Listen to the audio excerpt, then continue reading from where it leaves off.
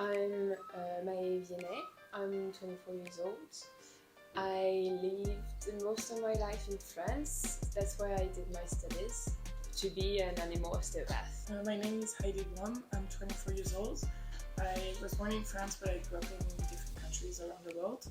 And I did also 5 years of study in France to become an animal osteopath. So animal osteopathy was created by Andrew Taylor Still in the 1800s in the US, so it's an old practice, but it was only done on humans first. So animal osteopathy is almost the same thing as human osteopathy, and it's the work of mobilization of the joints and work on muscles and organs on the body. It's a manual, drug-free therapy. Actually, osteopathy can be divided in 3 levels. We work on, the first level is mechanical. We work on joints, muscle, bones in general. We have visceral, which is the work on organs. And then we have the cranial approach, which is an approach on the bones of the skull, essentially, but also it can be related to the spine. We have all kind of practice like that. But at first, the founder was working on bones, especially because he found that problem in bones can result in a lot of pathology of his time. Because at the end of the 1800s, there was still a lot of pathology that modern medicine didn't know, couldn't treat. Like Western countries are less developed on alternative medicine than still much more developed and known in Asian countries and in Western countries. It's more like complementary than overlaps. Yes. Well, I think at least. I don't know how you see it, I guess, but for me at least it's more complementary than. But so osteopathy really works on the body as one, as a whole, and that's one of the main principles in osteopathy. In the osteopathic mind, we believe in the fact that every illness, every problem has one root. And so that's the goal of the session, to find that goal and treat it with manual therapy, especially. And for example, when a joint is the original problem, the original dysfunction, that's how we call it in osteopathy. When root problem is maybe a joint, it can impact on other joints via muscle, for example, but it can also impact in nerve or veins that can have a lot of consequences on the rest of the body in general. So I just want to add that the osteopathy was built on the principle that it is a unit, so we could say that it is a holistic approach.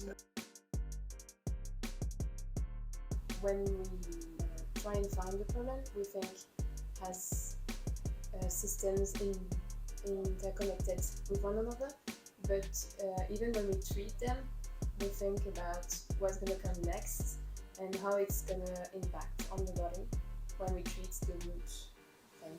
So it's not too difficult for us to find best movement again. Go back to their natural state. Yes. So animal osteopathy can treat every functional problems on the body, except for those that need the use of allopathic medicine. So the use of drugs, the use of surgery, the use of medical imagery, for example, that are exclusively done by vets. One of the main reasons we have patients is for preventive diagnosis. So you can use in general checkup, like once or twice a year, just to avoid more serious problems. But it can also be used for youngsters during the growth. So that's the development is done in the best way possible, and everything is good. For animals of old age, we have problems that appear more often, and so it's better, like if we can help and make their daily life more comfortable comfortable, we can do that too, and like ease the pain too.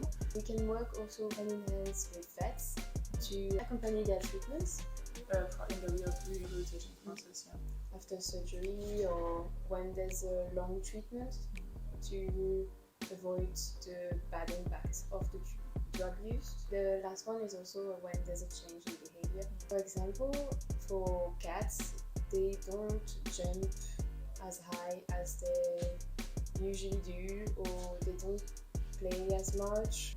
That's one of the reasons we are called usually. Like sudden changes in behavior that's like the owner noticed and Notice, yes, like, it noticed that the animal is quite not as not the same as usual, but it's not threatening or bad enough to go to the vet, because if it's too bad, it's straight to the vet. If it's change in behavior that can impact, that can put the life in danger, like to stop eating, as long as it's not slight changes, yes. Depends on depends on the animal, it depends on the species, environment. It can be a lot of things.